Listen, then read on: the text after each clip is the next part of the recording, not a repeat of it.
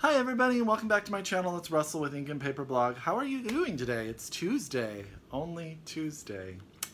I'm coming to you a day early because tomorrow I will be traveling to Oregon. I will be on a plane for my grandmother's 90th birthday. I know I've talked about it a lot, so I won't bore you with the details again, but I found out today that she doesn't know I'm coming. She doesn't know that any of us are coming, so it's a surprise. Luckily, I didn't ruin it. I was this close, but I didn't ruin it. So I will be flying to Oregon tomorrow. Thursday's her actual birthday, but Saturday is the big party. So I'm coming to you today with a two-parter. The first part's going to be my wrap-up for September. I didn't read a ton in September. I think 5 or 6 books. I'll explain why in a minute. And then I'm also going to do a quick holiday TBR, kind of let you know what I'm going to be reading there. So let's get started. The first book that I read in September was Chemistry by Wang. Now you guys will remember that this is one of my predicted 5-star reads from my Mercedes challenge. So I'm not going to go into it a lot. I'm just going to say it wasn't a 5-star read. This is the story of a young girl who is in graduate school. She is a chemistry PhD student and she sort of becomes disillusioned. She suffers with depression. Her boyfriend wants to get married. She's not sure that that's what she wants. Her parents have put a lot of pressure on her whole life. There's a lot to like about this. The dynamics of that sort of pressure coming from your parents and being forced into something that you don't want to do. I thought that was really well done. I think that overall the book is a little flat for me. I didn't really get to know anyone well enough to care 100%, and by the end of it I was just like, okay, well, I feel for her butt. And so I'll go into more detail when I do my 5-star wrap-up, but Chemistry by Wang, it was okay. So it's not bad. I'd say read it. It's an interesting debut. Yeah, but it didn't hit all those buttons that I was looking for. So the second book I read is the worst book that I read this year, and that is When the English Fall by David Williams. I had such high hopes for this book, guys. This is a dystopian novel where something occurs electromagnetically. I'm speaking good English today. And sort of all of technology goes down, but it's the focus of a group of Amish, an Amish community. It really focuses on one farm, a father, and how they are more prepared for this situation, and then sort of the horrors that occur as society runs out of stuff and comes their way. First it's the military, and then, you know, all the other stuff. And that's the problem. This book, it's actually really well written, and I think the main character, the father, it's told in journal entries, is really well developed. I think that he is very three-dimensional, clearly cares a lot about his family, but the plot is so cookie-cutter that I saw what was going to happen 100,000 miles away, and it took forever to get to the action, and then when it got to the action, it just wrapped up super fast for me. So there are much better dystopian novels out there. I would more highly recommend like Station 11 or The Road by Cormac McCarthy than this. It just did not do it for me, unfortunately. Though if you like dystopian and it's kind of a dystopian, but has sort of a Gilead feel, but not as great. Does that make sense? But yeah, it just didn't do it for me, but it may do it for you. So give it a try if that sounds interesting. That's When the English Fall by David Williams. Now, the next book that I'm going to tell you about, I said I was going to wait closer to when it was being published, but I just couldn't. And that is The Beginning of the World in the Middle of the Night by Jen Campbell. This comes out in November, and the reason I'm telling you about it now is because you can actually go to Jen's website and pre-order a naked hardback that will be beautiful, and she will sign it and she will mail it to you. So you can get it. This book is a collection of short stories. They are all fairy tale in nature, and they are fantastic, you guys. Now, some of them have longer names, so I don't want to misspeak the names, but I will tell you right now, the story Margaret and Mary and the End of the World got sort of a biblical feel slash It deals with mental health. It deals with so much stuff. It is so good that when it ended, I just put the book down and I was like, I know Jen Campbell. She's my friend. And I know how talented she is, but it was really one of those moments where you were just like, wow. I also really like the story. Let me give you the name because, you know, I don't want to mess it up. Plum Pie, Zombie Green, Yellow Bee, Purple Monster, which is about a date camp where these children go who have plants sort of intertwined in themselves. And it has like this darkness sort of hovering over it the whole time. I want it to be a miniseries so bad. She creates these little tiny worlds so well, just enough detail to get you bought in and you want to be there. But it closes with enough closure, which is my problem usually with short stories, that there's so much open that I feel left. I feel like with Jen's stories that I get the experience she wants me to, and I move on. And all of them could have been novels. All of them I enjoyed very much. There is not a weak story in this. And that's The Beginning of the World in the Middle of the Night by Jen Campbell. And it is truly excellent, you guys. And I'm not saying that because I know Jen. I'm saying that because this is a collection I want you all to read. So I told you guys that I was going to try to read the Booker shortlist. And I have now read 5 of the 6. And I'm about to go into 2 more, but I'm not going to be able to read the whole list. I have tried to read 4321 by Paul Auster 3 times, and I can't get past like page 60. It's so dense and so problematic to me that I keep forgetting what's going on every time I put the book down. So I'm going to rave about the next 2 books, and then I'm going to kind of give you my Booker to do here instead of doing a video. I know there have been a lot of videos. But the first one I read was Autumn by Ali Smith. Now, this is my first Ali Smith book. And she is very stylistic, if you don't know this about her. And I can see how if you read a lot of Ali Smith and they're all that way, it may become a little bit gimmicky. But this was my first one. And this book is ridiculously timely. This is a Brexit story.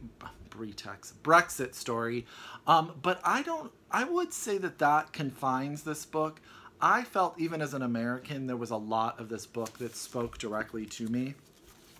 And I just wanted to read you a couple lines because I just thought this is the brilliance of this book to me. It is really, really good. It is a solid, solid book. I will read more Ali Smith. I will say that the characters are not well developed. It's very flat. It is a book for the writing. It's a book for the style. It's a book for the thoughts, which I thought was brilliant. But if you're looking for a plot or characters, this isn't the book for you. But here, a quick blurb. This is her mother, the main character, Elizabeth's mother, talking to her about the world that we live in. I'm tired of the news. I'm tired of the way it makes things spectacular that aren't and deals so simplistically with what's truly appalling. I'm tired of the vitriol. I'm tired of the anger. I'm tired of the meanness. I'm tired of the selfishness. I'm tired of how we're doing nothing to stop it. I'm tired of how we're encouraging it. I'm tired of the violence there is, and I'm tired of the violence that's on its way, that's coming, that hasn't happened yet. I'm tired of liars. I'm tired of sanctified liars. I'm tired of how those liars have let this happen. I'm tired of having to wonder whether they did it out of stupidity or did it on purpose. I'm tired of lying governments. I'm tired of people not caring whether they're being lied to anymore. I'm tired of being made to feel fearful. I'm tired of animosity, and I'm tired of pusillanimity. Now, that word I had to look up. It's actually a combination of 2 words, and I probably said it wrong, so I apologize. But I want to tell you that that section alone just spoke to how I feel day in and day out sometimes with what's going on in our world. Ali Smith really captures the moment. I will say I think that makes Autumn the favorite to win the Man Booker because I think it is very, very timely. But I also read Elmet by Fiona Mosley, and this is a completely different book because this is about character, it's about place, it's about family, it's about so much. This is the story of a little boy and a little girl. and their father, who they call Daddy, which I will tell you I found creepy throughout the whole book.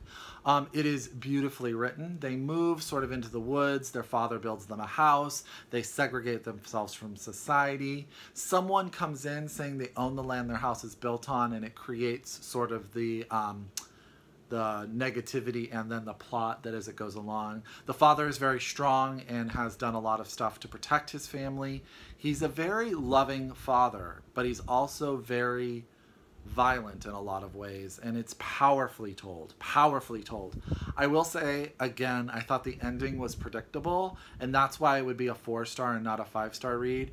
I thought that it was, you could see where it was coming probably about halfway through the book, which was disappointing to me. I wanted to be more surprised. But Fiona Mosley is a phenomenal writer, and if you can get your hand on this book, do it. I hear the audio is also excellent. I really am really excited to see what she does next. That being said, I still think Exit West is the best of the Man Booker shortlist. I think it also is very timely. I think it stylistically does the most interesting stuff, and for me is my pick to win, but I do think Autumn by Ali Smith is going to win. I gotta hurry up so this video isn't long. The last book I read this month was The Bear and the Nightingale by Katherine Arden. This is billed as a Russian fairy tale retelling. It is set in the forest in the time, I think it's the 1800s. I'm totally blanking now, but it's like the czars exist. It's about a very wealthy family. It's about a husband and wife who have some children, and the wife decides that she wants to have one more child because her mom had a magic ability, and she believes that if she has this one more child, it will be a daughter, and she'll have that ability. It's about spirits and folklore and all of that. Now, I struggled in the beginning with this book because I wanted it to be more Russian and I wanted it to be more fairy tale. To me, it's more of just like a fantasy novel than it is either of those two things. I think if you didn't have Russian names and Russian spirits, that this book could be placed anywhere. That being said, once I got past that, this book is compelling. The main character, the young female who grows up to protect her family, who can see the demons and the spirits, there's death is involved and sort of an evil fear demon. She's very strong. She's very well thought out. The plot moves along. It's a little slow in the beginning, but once you get past it, it will chug along. The family dynamic is excellent. It is a great sort of fantasy novel. I just wanted it to be more Russian, and I wanted it to be more fairy tale in the beginning. But once I got over that, I really enjoyed it. And I'm excited to see what she says, what comes next. She said, when I talked about it on Twitter, that the next book is even more exciting. So for me, it's kind of like one of those fantasy series that I want to know what happens next. The main character is very, very compelling. So that's what I've read, and here's what I'm going to read, and I'm going to try to do this fast, on my trip to Oregon. First, what I'm already started, and that is After the Flare by Deji, Bryce, Olukotun, and I totally butchered that. I'm so sorry. This is a story about a solar flare goes off, and one astronaut is caught on a space station. The only part of the Earth that still has internet and technology is around the equator, which goes right through Nigeria. Nigeria is building a space program in order to rescue this woman. And it has, the main character is the person in charge of building the pool that they do the testing in, and it's about the politics of being the only country that can sort of put this on. It's also the politics of becoming a country that's important, that didn't have the same relevance prior to the flare. It is fantastic so far. I'm totally caught into it. The writing is really, really good. I'm really excited to finish it. I'm about almost 100 pages through, and I'm really on board for this one. The next book I'm going to take is The Anatomy of Dreams by Chloe Benjamin, which I've already hauled. This is set in 1998, is about a dream study and sort of the craziness that occurs because of that. Chloe Benjamin wrote The Immortalists, which comes out next year. This is her first book, so I'm excited to get to that. I'm bringing that with me. This book came out today. It is a collection of short stories called Her Body and Other Parties by Carmen Maria Machado. It is longlisted for the National Book Award. This is the woman who wrote The Human Stitch, which is the short story that I talked to you about. That is in this collection. I'm just going to read you the back quickly because I want you guys to know what the story is about. They're dark, sort of fantasy fairy tale-y. A wife refuses her husband's entreaties to remove the green ribbon from around her neck. A woman recounts her sexual encounters as a plague slowly consumes humanity. A sales clerk in a mall makes a horrifying discovery within the seams of the store's prom dresses. And the Brava novella, especially heinous. Oh, guys, I'm having a day. Especially heinous, inspired by Law & Order Special Victims Unit, is a phantasmagoric police procedural full of doppelgangers, ghosts, and girls with bellies for eyes. Earthly and otherworldly, antic and sexy, queer and caustic, comic and deadly serious. Her body and other parts enlarges the possibility of contemporary fiction. So I'm bringing that along. That sounds excellent. And last but not least is Moxie by Jennifer Mathieu. Now, I'm going to link Matthew Scarpetta's review of this book below so that you guys can take a look at it. This is a YA book, and Amy Poehler's on the book front that says, Moxie is sweet, funny, and fierce. Read this and then join the fight. I bought this for my niece. It says, Moxie girls fight back. Vivian Carter is fed up with her small-town Texas high school where the football team can do no wrong, fed up with the sexist dress codes and the hallway harassment. But most of all, Viv Carter is fed up with always following the rules. Viv's mom was a punk rocker riot girl in the 90s, so now Viv takes a page from her mother's past and creates a feminist zine that she distributes anonymously to her classmates. Just because she's blowing off steam, but other girls respond. Pretty soon Viv is forging friendships with young women across the divides of cliques and popularity rankings, and she realizes that what she started is nothing short of a girl revolution. Doesn't that sound fantastic? I bought this for my niece. I'm going to read it first. Probably keep it and buy her own copy. And that is the 4 books I'm taking with me on a 4-day trip. Do you think I'll get through them all? That's my hope. I hope you guys liked this video. Sorry it went a little bit long. That's my wrap up, my TBR. If you are a returning subscriber, as always, thank you so much. I appreciate it. If you are new to my channel, welcome. I'm so happy to have you. And until I talk to you next time, happy reading. Bye.